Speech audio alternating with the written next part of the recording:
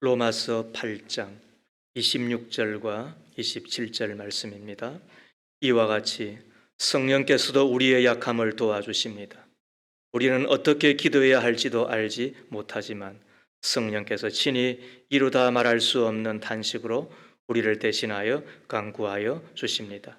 사람의 마음을 꿰뚫어 보시는 하나님께서는 성령의 생각이 어떠한지를 아십니다. 성령께서 하나님의 뜻을 따라 성도를 대신하여 간구하시기 때문입니다. 이는 하나님의 말씀입니다. 하나님 감사합니다. 아멘. 우리의 약함을 도와주시는 성령님이란 제목으로 하나님의 말씀을 함께 나누기를 소망합니다. 어느 대학 교수가 아내와 예식을 하기 위하여 저녁에 만나기로 했는데 한참을 기다려도 아내가 나타나지 않았습니다. 집으로 전화를 해보았지만 아무도 전화를 받지 않습니다. 몇 시간을 기다리다 집에 돌아왔는데 그런데 아무런 연락이 없지요. 밤 12시쯤 되어서 경찰서에서 연락이 왔는데 핸드폰 또 핸드백을 보니까 이곳에 당신의 아내가 있는 듯 하여서 연락을 드렸습니다. 가슴이 철렁했죠. 그와 동시에 알려준 곳이 모 병원의 영안실이었습니다. 그렇게 착하고 아름다운 아내가 죽다니 상상할 수도 없었습니다. 사고 원인을 알아보니까 그녀가 운전을 하면서 만날 장소로 오는데 술 취한 사람의 차가 그만 중앙선을 침범해 자기 아내의 차와 충돌한 것이었습니다.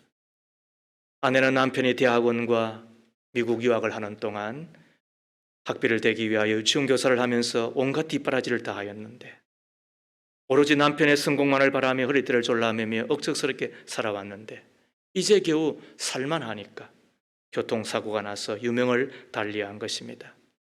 죽은 아내를 화장하고 돌아오는 날 사랑한 아내를 잃은 남편은 마치 몽유병 환자처럼 밤새도록 거리를 헤매었습니다.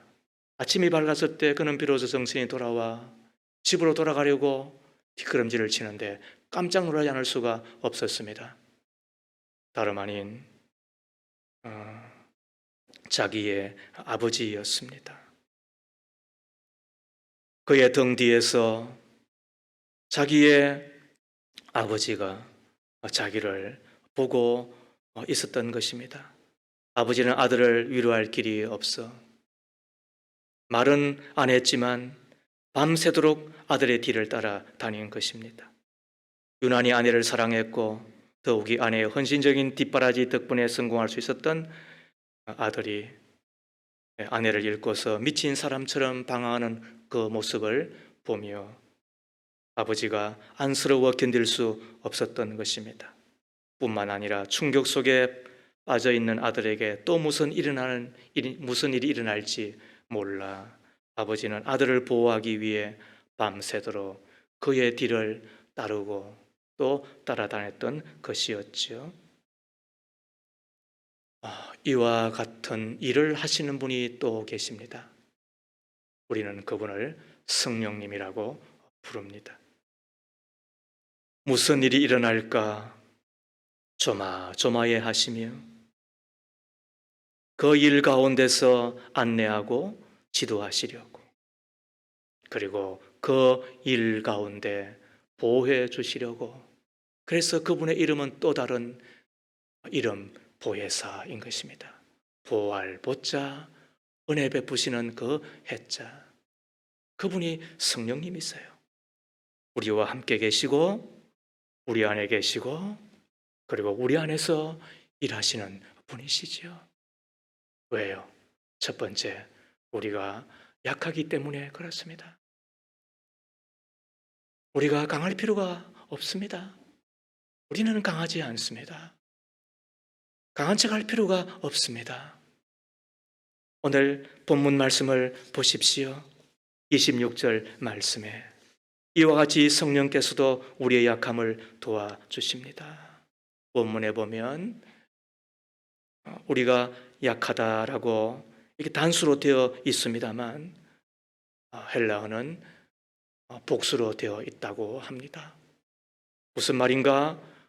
우리는 한두 가지 약한 것이 아니라는 뜻입니다. 서너 가지도 아닙니다. 10가지, 100가지를 지나 1000가지, 10,000가지가 약한 게 우리들입니다. 약함들, 수많은 약함들을 가지고 살아간 존재가 우리들이라고, 그게 우리의 본질이라고, 그게 우리의 체질이라고, 그것이 우리의 모습이라고 성경은 일러주고 있잖아요. 언뜻 보면 인간은 지혜롭고 또 강한 듯합니다. 결코 무시할 수는 없습니다. 그러나 곰곰이 되돌아보고 살펴보면 지혜로운 듯 하나 무지하고, 강한 듯 하나 약하고, 민첩하고 또 빠릿빠릿한 듯 하나, 그는 얼마나 더디고 또 한편으로는 선한 일에는 게으른 자인지 우리는 잘 알고 있잖아요. 히틀러가 강한 자라고요, 그는 예인 앞에서 어린아이처럼 굴었다고 전하여집니다. 불가능은 내 사전에 없다고 이야기했던 나폴레옹이 얼마나 강한 자로 알려져 있습니까? 그러나 그는 예인 조세핀 앞에서 어리광을 부리는 자로 알려져 있습니다. 이것이 실제 인간의 모습이지요. 특히 4가지 면에서 약한 듯합니다. 마음이 약합니다.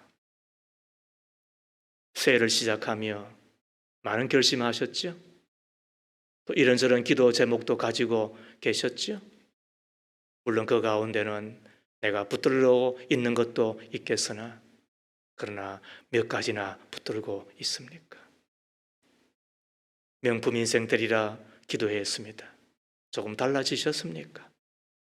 명품 교회 만들자고 서로 우리가 격려하고 또 우리가 서로 약속하였습니다. 나 때문에 하나님의 교회가 얼마만큼 더 좋아진 듯 합니까?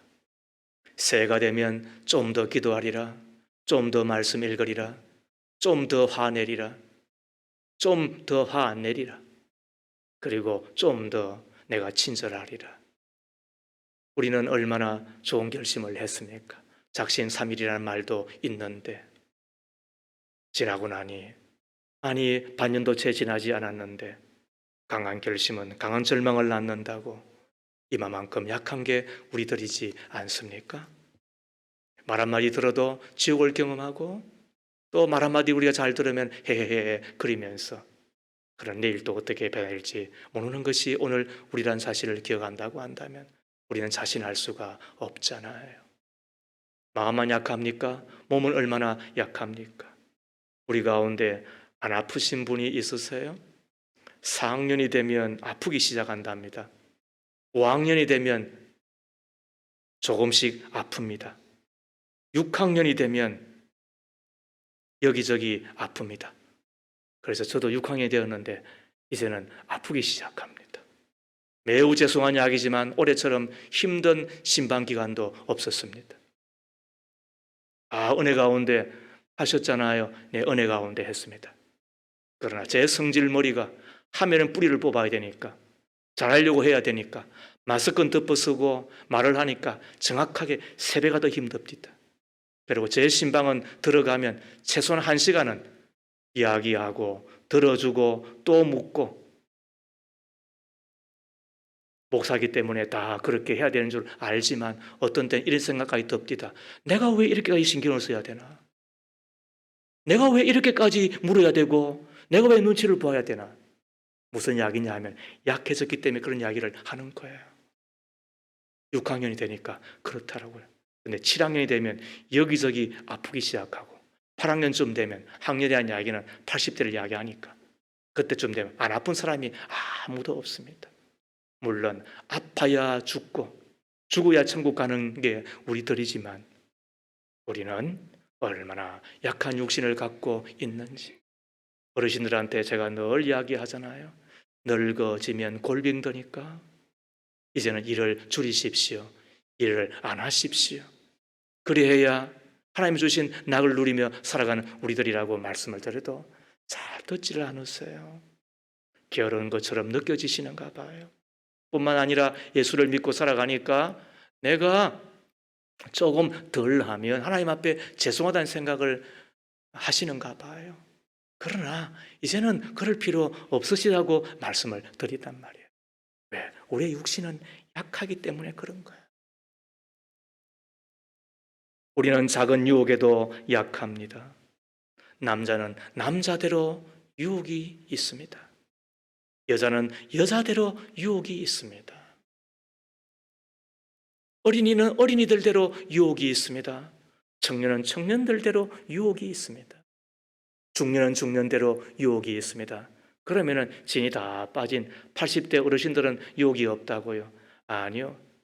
목사님, 80대가 되어도요, 여전히 안목의 정욕은 살아있습니다. 그래서 TV를 가지고 매번 돌리는 이유가 뭔 줄 아세요? 이러면서 저한테 진심을 이야기하더라고. 제가 그때 비로소 나도 그랬는데, 아이고, 우리 근사님도 그러시구나. 그런 생각이 쏙 들더라고요. 그러고 보면은 여러분의 저나 달동, 맞죠? 그러므로 어느 누구든 간에 약하지 않은 사람이 없는 거예요. 큰 유혹만이 아니라 작은 유혹에도 넘어지는 자예요. 많은 유혹만이 아니라 한두 가지 유혹에도 넘어지는 우리들인 거예요. 그러고 보면 우리는 나름대로 됐다고 생각할 자가 없다는 것이 정답인 거예요. 더 나아가 특히 사람은 영적으로 약합니다. 예수를 믿고 하나님을 섬기지만 시험과 유혹과 도전을 받는데 그러한 것에 넘어지지 않는 사람이 거의 없습니다. 생각해 보십시오. 신앙생활을 하면서 아주 열심히 기도하는가 싶어서 쳐다보면 얼마나 교만하게 구는지 몰라요. 충성하는가 싶은데 인색하기 짝이 없는 노랭이도 있고요. 하나님 앞에 헌신한다 싶은데 어느 생활에 날마다 무너지는 사람을 보게 됩니다. 어떤 사람은 신앙생활을 아주 잘해서 인간관계도 좋고 그만하면 반듯한데 물질 앞에 꼼짝달짝 못하는 분들이 있고요. 어떤 사람은 돈에는 아주 정의로운데 이성 앞에 가면 무너지는 분들도 있으시죠. 어떤 사람은 이성 앞에는 공명정대한데 명예 앞에는 또 우왕좌왕하는 분들을 만나게 됩니다. 오늘 읽었던 26절은 메시지 성경이라고 하는, 그렇게 번역을 한 성경이 따로 있어요. 거기에 보면, 자, 본문을 보세요. 자, 화면을 보세요. 어떻게 번역이 되어 있느냐 하면 이렇게 되어 있습니다. 우리의 번역은 이와 같이 성령께서도 이렇게 되어 있는데, 자, 저기서 어떻게 되어 있다고요? 그러다가 지치는 순간에, 기다리다 지치는 순간에 하나님의 영이 바로 우리 곁에서 우리를 도우십니다. 자, 기다리다가 지치다니. 뭘 기다린다는 이야기인가? 로마서 8장은 기다리는 장이에요. 이 로마서 8장은 두 부류의 사람이 기다리는 것을 이야기해요. 하나는 피조물이고 또 하나는 성령 받은 사람이에요. 피조물은 아담과 하와의 죄로 말미암아 만물이 고통 가운데 있으므로, 그러므로 그 고통을 벗기 위하여 새 하늘과 새 땅이 임하는 것을 기다리는 거예요. 이게 지금 온 세상이 탄식하며 기다리는 거예요. 그 또 한 부류에 기다린 사람이 있는데 그건 성령 받은 사람이에요. 공중의 권세 잡은 악한 마귀 사단이 우리를 끊임없이 넘어뜨리려고 하잖아요. 죄짓게 하잖아요. 그래서 우리는 예수께서 재림하셔서 이루시는 그 하나님의 나라를 기다리는 자라는 거예요. 언제까지? 다시 오실 그날까지. 그런데 믿음의 장부들은 기다리는 동안 환난을 이겨냅니다. 시험도 이겨냅니다. 유혹도 잘 극복해냅니다. 부유함도 가난함도 잘 극복해내지만 그러나 어떤 이는 지쳐버리는 거예요. 운동선수가 슬럼프에 빠지는 것처럼 엘리야 같은 믿음의 거장도 영적 침체에 빠지는 것처럼 이 로마의 당시의 믿음의 사람들이 지쳐버린 거예요. 그때 바울은 그 사실을 인지하고 선 거예요. 기다리다가 지치는 순간에 여러분들이 기다리다가 지쳐 있지요? 기억하십시오. 우리의 약함, 기다리다가 지쳐버리는 우리의 영적인 이 약함을 돕기 위하여 오신 성령님이시다. 이렇게 이야기를 하는 거잖아요. 이렇듯 우리는 약하고 약한 자들이잖아요. 성경은 절대로 우리를 강하게 만들지 않으셨어요. 질그릇과 같고 상한 갈대와 같고 너무 약한 존재라고 하는 사실을 우리 가운데 끊임없이 일러주고 있으시잖아요. 여러분들도 동의하시지요? 여러분들도 인정하시지요? 어떤 부부 중 여자분이 자신의 남편을 자랑을 합디다. 그러면서 하는 이야기가 목사님, 저희들은 종교가 다른 것 빼고는 너무나도 잘 맞아요. 저희들은 너무나 행복해요. 그러는 거예요. 그분의 말을 잘 듣고 있다가 제가 한마디 했지요. 자매님, 실제로는 힘드시지요? 그랬더니 울먹이면서 하는 이야기가 목사님 맞아요. 너무너무 힘들어요. 어떻게 해야 될지 모르겠어요. 그러는 거예요. 종교가 다른 것이 얼마나 힘이 들어요. 저는 알지요. 성격이 안 맞는 것은 그래도 고쳤으면 돼요. 그러나 종교가 다르다는 이야기는 영이 다른데 그 영이 다른 것을 어떻게 맞추고 사는 거예요? 깨지기 쉬운 질그럭, 연약한 체질에 있는 인간이 다른 영을 섬긴다는 것만큼 힘든 것이 없잖아요. 그러므로 우리 가족 모두가 다 특히 부부는 한 영을 모시고 사는 같은 신앙이 되어야 되는 것은 너무나 자명한 거잖아요. 그러지 않으면 너무너무 힘들어서 살기가 그렇게 고통스러울 수가 없는 거잖아요. 우리가 기억합니다. 우리는 마음도 약합니다. 육체는 더 약합니다. 우리는 작은 결심도 아침에 했다가 저녁이 되면 우리는 어길 때가 많이 있습니다. 영적인 유혹 앞에 날마다 패배한다고 해도 과언이 아닙니다. 이것이 우리들인 것입니다. 그런데 감사한 것이 있습니다. 약한 우리를 나무라지 아니하시고 우리를 돕는 분이 계시다는 거예요. 두 번째로 성령께서 우리의 약함을 도와주시는 거예요. 26절 말씀을 다시 보십시오. 이와 같이 성령께서도 우리의 약함을 도와주십니다. 여기서 도와주신다라고 하는 이 이야기는 참 기가 막힌 단어예요. 이 단어가 뭐냐면 순 안티 람바노 마이라고 하는 말이에요. 자, 우리 화면에 한번 띄워보세요. 이 순이라고 하는 말과 안티라고 하는 말과 그 다음에 람바노 마이라고 하는 이 세 단어의 이 합성어가 이 도와주다라고 하는 말에 되는 거예요. 순이 뭐라고요? 함께라는 거예요. 함께. 내 곁에 계셨어.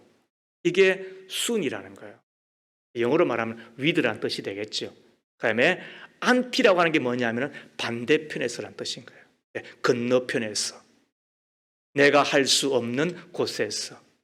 내 손이 미치지 못하는 곳에서. 그 다음에 번쩍 들어 옮겨준다. 람바노 마이. 이게 뭐라고요?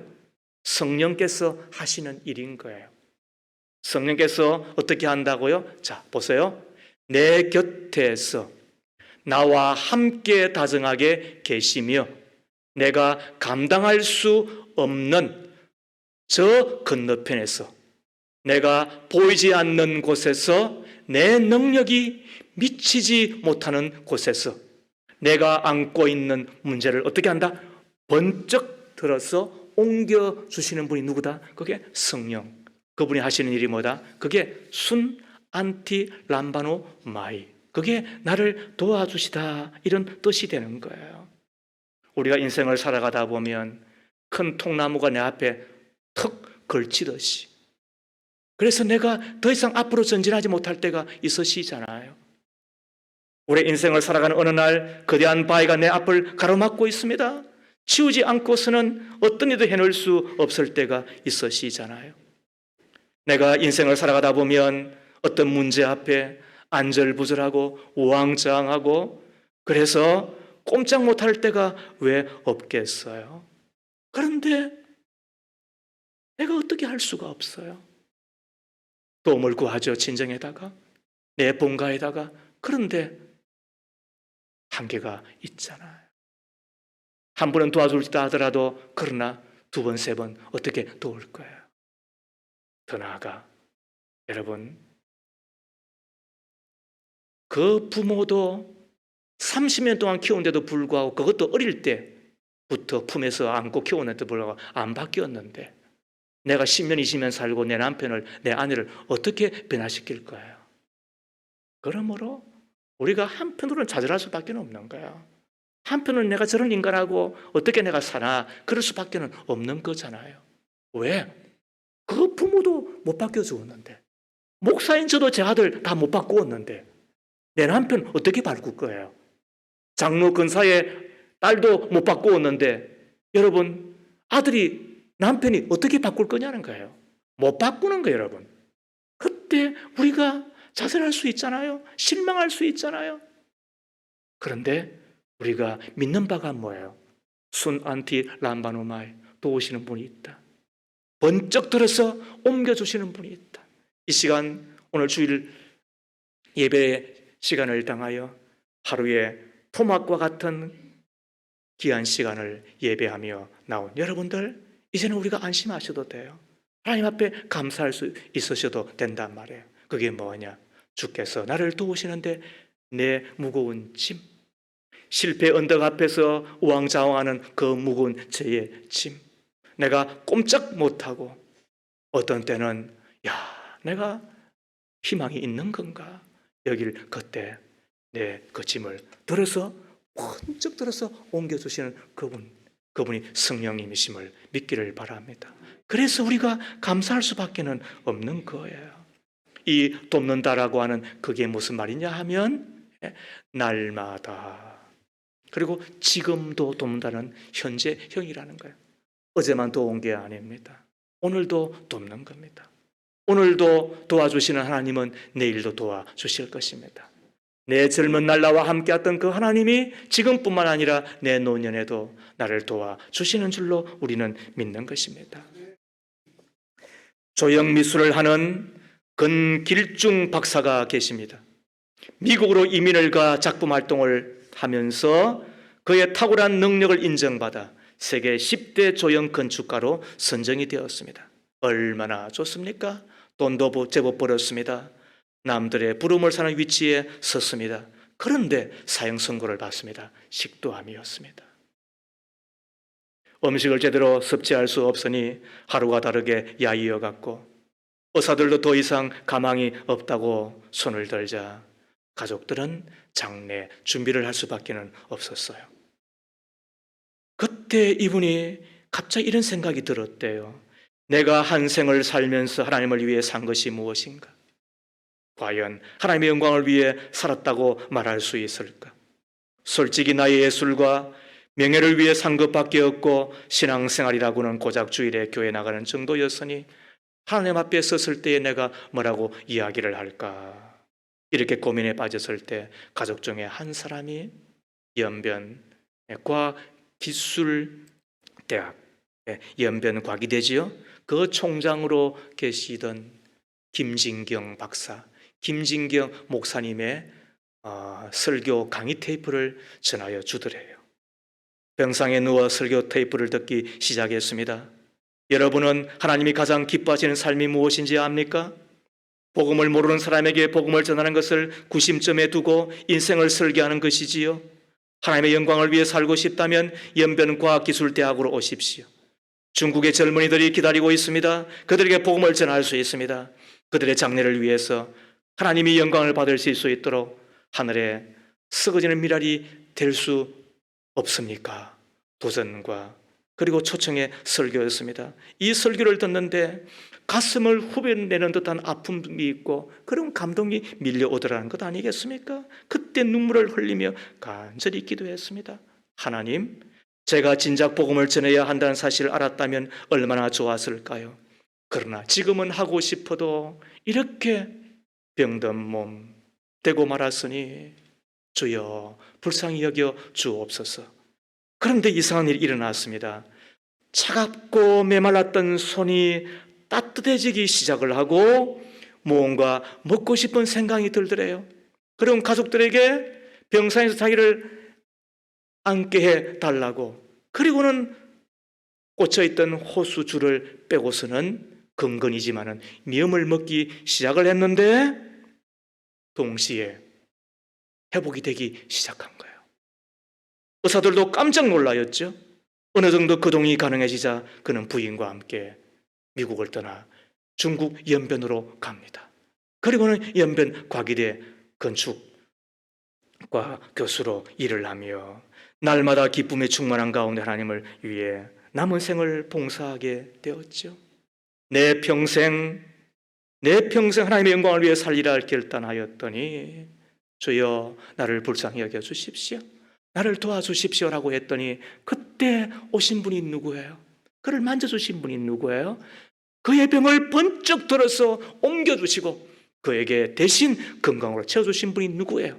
그분이 하신 일이 뭐라고요? 순 안티 람바노마이, 함께 다정하게 계시며 내가 손을 내밀어 어떻게 할 수 없을 그때에 내 무거운 짐, 내 육신의 짐, 내 병의 짐, 내 죄의 짐을 다 옮겨주셔서 나를 치유하시고 회복시켜 주셔서 나의 약함을 약함으로 두지 아니하시고 강하게 만드시는 분이 성령님이심을 믿으시면 아멘 하십시오.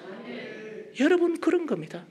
이게 성령의 도와주심인 것입니다. 그때 우리가 필요한 게 뭐예요? 주여 도와주십시오. 우리가 지난 고난주간 때 철로역정이라고 하는 만화 영화를 제가 봤는데 잊혀지는 장면이 있어요. 하나님은 항상 우리 가운데 도와주신다. 그리고 그 도움의 손길은 각양의 방법으로 임한다. 그 이야기가 제 마음 가운데 얼마나 다가가는지 모르겠어요. 하나님은 항상 도와주신다. 믿기를 바랍니다. 그 도움의 방법이 어떤 모양으로 임할지 우리가 상상할 수 없어요. 그러나 주님은 나의 약함을 내버려 두지 아니하시고 나무라지 아니하시고 우리가 믿는 자가 되기만 한다고 한다면 도와주시는데, 여러분, 믿고 그 도움을 받고 내 짐이 벗겨지고 떠나고 치유되고 회복되고 새로워지고 하나님의 기적을 이 땅에서 경험한 우리가 다 될 수 있기를 주의 이름으로 축복합니다. 세 번째로, 성령님은 나를 위해 도와주시는데 참 특이한 표현이 있어요. 기도해 주심으로 도와주시는 거예요. 이게 무슨 말인가? 아니, 성령님이 도와주시는데 나를 장군으로 만들지 않는데요. 나를 천사로 만들지 않는데요. 나를 도와주시는데 특별히 어떻게 도와주시느냐? 나를 위해, 나를 대신하여 기도해 주신다는 거예요. 자, 26절 말씀, 27절 말씀을 한번 같이 읽어보십시다. 이와 같이 성령께서도 우리의 약함을 도와주십니다. 우리는 어떻게 기도해야 할지도 알지 못하지만 성령께서 친히 이루 다 말할 수 없는 탄식으로 우리를 대신하여 간구하여 주십니다. 사람의 마음을 꿰뚫어 보시는 하나님께서는 성령의 생각이 어떠한지를 아십니다. 성령께서 하나님의 뜻을 따라 성도를 대신하여 간구하기 때문입니다. 여기에서 반복되고 있는 단어가 있죠. 그게 뭐예요? 대신하여. 성령께서 누구를 대신하여? 우리를 대신하여 뭐 하신다고요? 간구하신다. 기도하신다. 왜 도와주시되 특히 우리의 기도를 도와주시는 걸까? 그것은 우리의 기도의 두 가지 약점 때문에 그런 거예요. 하나는 기도를 중단하는 약점이 우리 가운데 있는 거예요. 그리고 또 하나는 제대로 기도하지 못하기 때문에 그 기도를 도와주시는 거예요. 우리가 기도 생활의 첫 번째 약점이 뭐라고요? 우리는 기도를 하다가 중단합니다. 그리고 기도를 안 합니다. 기도를 안 하면 그와 동시에 영적 침체는 급히 오는 것이 아니라 갑자기 옵니다. 믿음의 시금석은 기도 생활입니다. 믿음과 기도는 항상 함께 갑니다. 기도가 있으면 믿음은 살아있는 것입니다. 기도가 약하면 믿음은 약한 겁니다. 기도를 중단하면 믿음은 이미 죽은 것과 거의 방불합니다. 누가복음 18장에 우리 예수께서 비유로 말씀하시기를 인자가 올 때에 믿음을 보겠느냐 해 주셨죠. 그 믿음은 가부가 악한 관리를 향하여 강청하는 바로 그 기도하는 믿음을 의미하는 겁니다. 그런데 인자가 올 때에 말세가 되면 이런 모양 저런 모양 사고 팔고 먹고 마시고 시집가고 장가가고 이런 등등의 것 때문에 뭘 잊어버린다고요? 기도할 것을 잊어버립니다. 그리고 기도를 안 합니다. 그와 동시에 우리의 믿음은 추락하기 시작합니다. 영적인 실패는 기도의 중단에서 나옵니다. 기도를 중단한 믿음도 멈출 수밖에 없습니다. 기도가 신앙의 동력입니다. 기도는 하늘과 땅을 이어주며 육의 세계에서 영의 세계로 진입하는 통로가 됩니다. 기도가 깊어지면 수많은 고난의 파도를 내치고 목적지까지 갈 수가 있습니다. 그러므로 기도로 풀어가야 합니다. 현실이 어려워도 기도를 놓지 말아야 됩니다. 기도는 신자에게 비밀병기이고 신비로운 선물이고 하나님의 자녀의 특권인 것입니다. 그런데 우리는 힘이 들면 기도를 포기합니다. 너무 편안해도 기도를 포기합니다. 우리는 너무 망하면 기도하지 않습니다. 또 너무 성공해도 기도하지 않습니다. 사랑에 빠져도 기도하지 않습니다. 그리고 또 사랑의 대상이 생겨도 기도하지 않습니다. 조금만 열이 올라도 기도하지 않습니다. 열이 내려도 기도하지 않습니다. 하나님께 기도하지 않고 혼자 힘으로 사는 것만큼 더 큰 실패도 없습니다. 그러므로 기도하지 않을 만큼의 돈은 저주입니다. 기도하지 않을 만큼의 행복은 저주인 것입니다. 기도하지 않을 만큼의 건강도 저주인 것입니다. 기도하지 않을 만큼의 바쁨도 저주인 것입니다. 사단은 끊임없이 우리로 기도하지 못하게 합니다. 아무리 내가 심각한 문제에 부딪혔다 할지라도 내가 기도할 마음이 생겼다. 기도해야지 이런 마음이 있으면 반드시 승리하게 됩니다. 그러므로 믿음의 가족 여러분, 기도한 자가 될 수 있기를 주의 이름으로 축원합니다. 내가 기도하는 자리, 기도한 시간을 갖고 있으면 반드시 잘 되게 되어 있습니다. 그런데 기도하지 않습니다. 틈만 나면 기도해야 됩니다. 그런데 틈만 나면 잡니다. 틈만 나면 기도해야 됩니다. 그런데 틈만 나면 먹습니다. 틈만 나면 주님 앞에 와야 됩니다. 그런데 틈만 나면 사돌아다닙니다. 틈만 나면 우리는 육신의 일에 바빠서 기도를 놓는 자가 되고 맙니다. 기도 없이 연약함을 이기는 방법은 없음을 알기에 성령께서 그래서 나의 기도를 도우시는 것입니다. 나의 기도를 도와주시는 겁니다. 두 번째로 기도의 약점이 뭐냐 하면 어떻게 기도해야 될지 모르는 것입니다.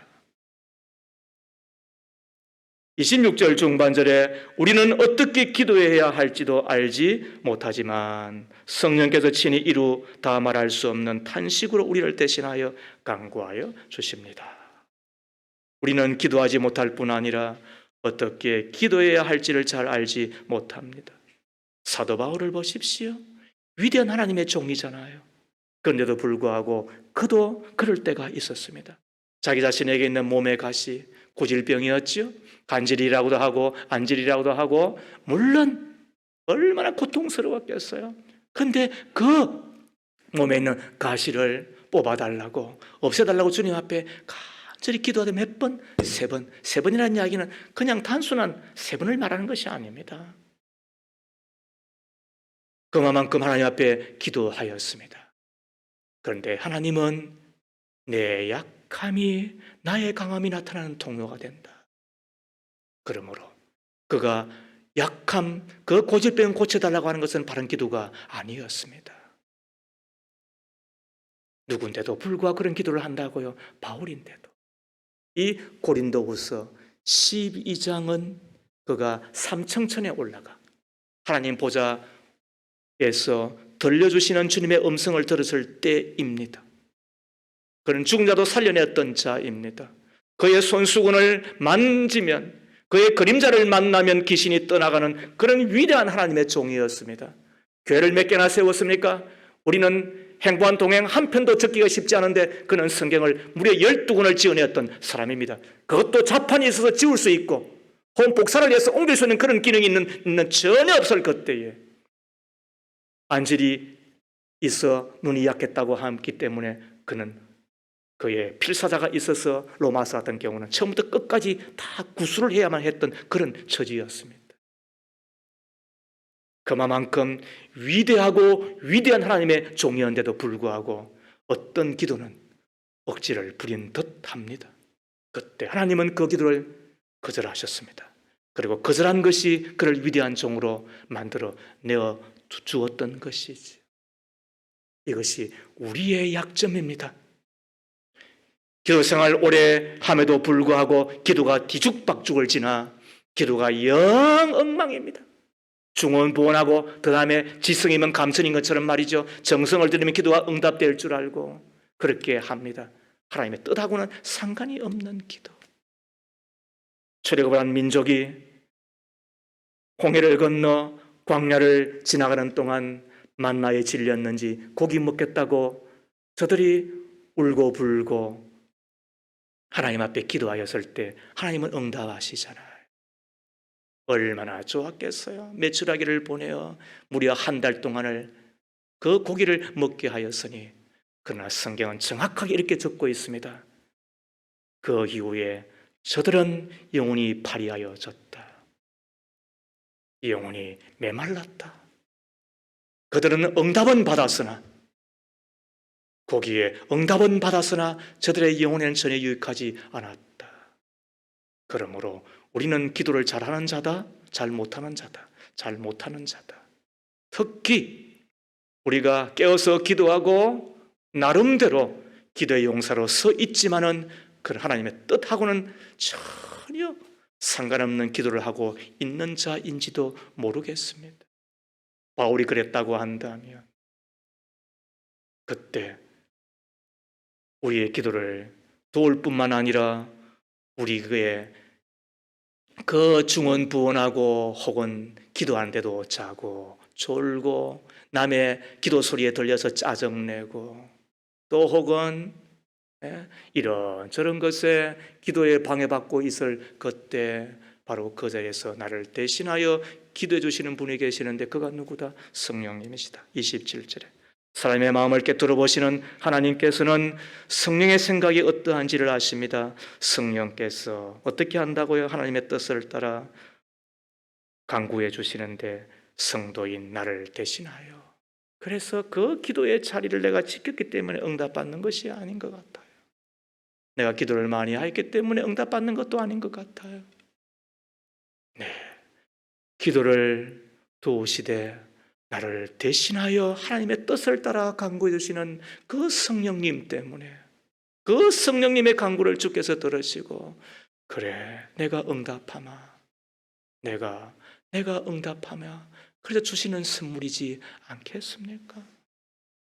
그러고 보면 우리는 다 이 성령님의 도우시되 나의 기도를 대신하여 아뢰어 주시는 것 바로 그 덕을 입고 있는 거잖아요.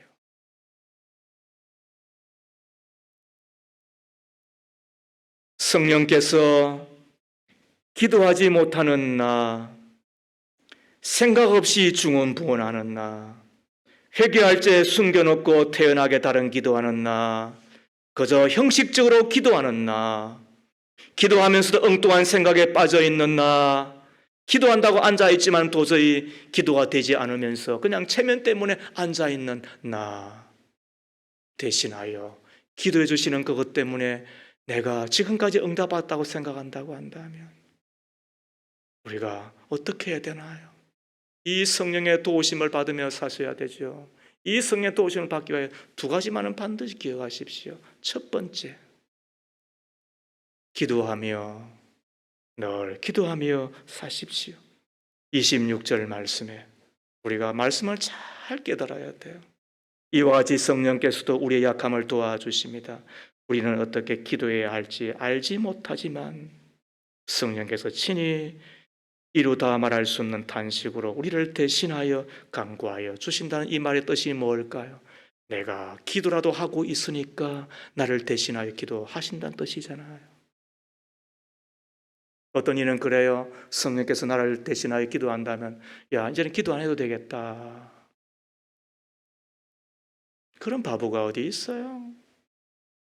그런 축구가 어디 있어요? 왜 하나님께서 우리에게 끊임없이 기도하라고 이야기하나요? 기도할 때 내 기도를 도와주시니까 그런 거예요. 뒤죽박죽 엉망인 기도, 그리고 무슨 기도 내용을 기도해야 될지 알지 못한다 하더라도 그래도 기도의 자리를 지키십시오. 기도하는 집에 오십시오. 정기적으로 그것도 계속하십시오. 그리할 때 비로소 기도의 문이 열려질 뿐만 아니라 그리고는 기도한 자가 되고 그리고 그 기도를 도와주시는 성령님의 도움을 받게 되는 거잖아요. 기도할 수 있기를 축복합니다. 기도를 계속할 수 있기를 바랍니다. 기도를 중단한 자여 기도를 하십시오. 기도를 계속하셔야 돼요. 그때 내 기도를 도와주시는 거예요. 자, 두 번째가 뭘까요? 성령의 도우심을 받으면 성령의 근심과 그리고 성령의 소멸을 매우 조심하셔야 됩니다. 성령은 한편으로는 불이라고 이야기했죠. 그죠? 그 불로 뱀을 잡는 것처럼 우리가 원수마귀를 이겨내는 것은 성령의 불이에요. 그 성령의 불이 내 안에서 활활 타오르셔야 되는 거예요. 그런데 그 성령의 불이 꺼질 때가 있어요. 그걸 성령 소멸이라고 이야기해요. 언제 그럴까요?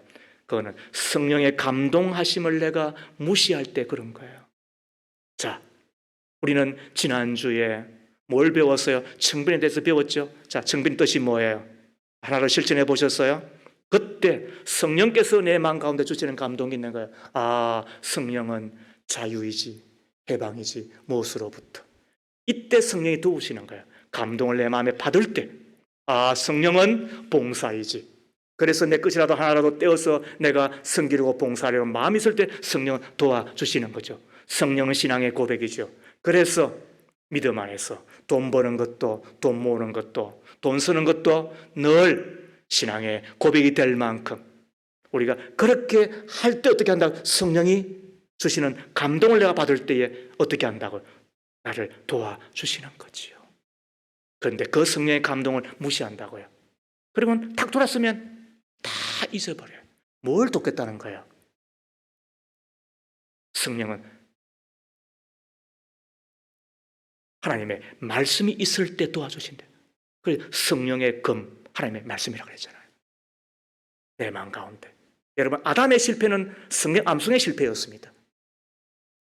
먹으면 죽는다고 이야기하는데 그것을 먹고 보고 만지기만 해도 죽는다고 이야기하니까 암송에 실패했기 때문에 그는 하와는 실패하고 말잖아요.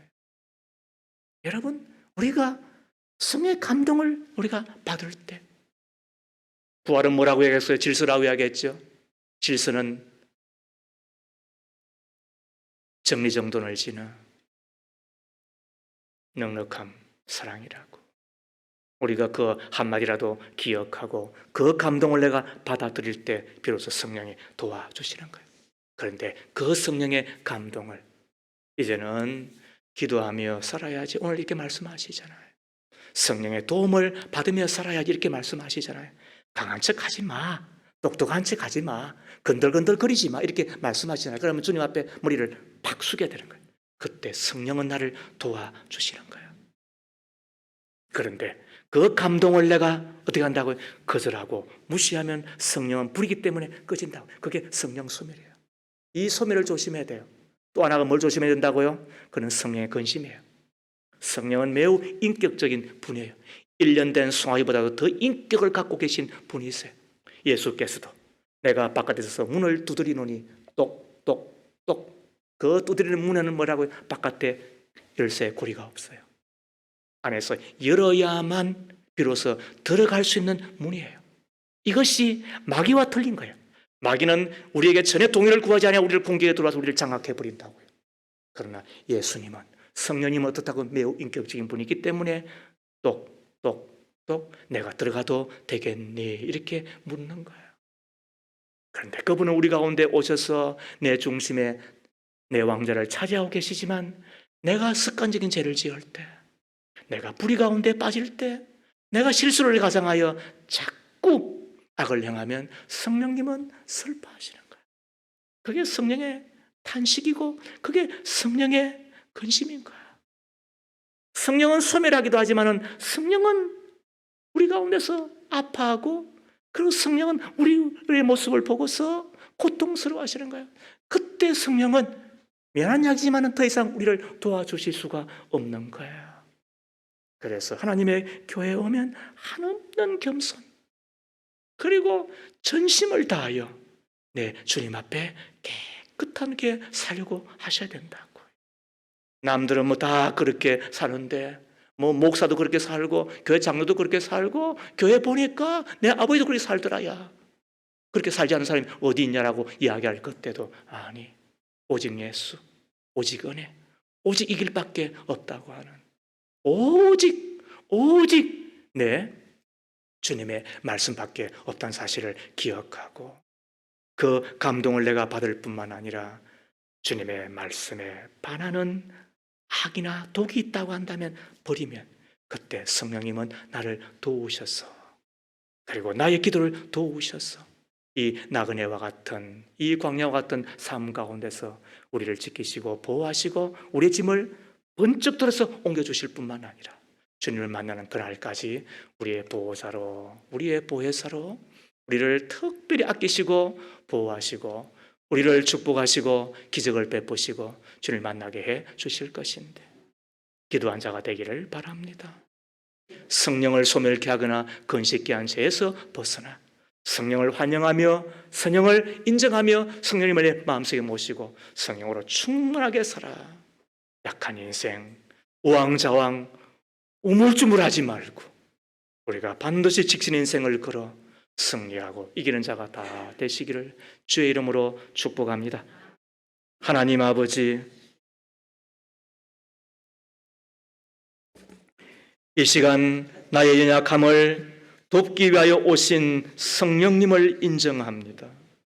성령님을 내 마음속에 모시고 환영합니다.